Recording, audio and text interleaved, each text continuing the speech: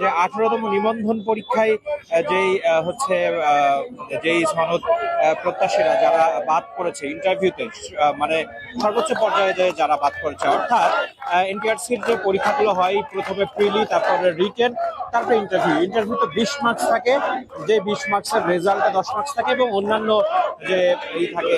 সাধারণত অন্যান্য সময় যে কাজটা হয় সেটা হচ্ছে যে ইন্টারভিউতে যারা অংশগ্রহণ করে তারা বাদ যায় না। এর আগের যে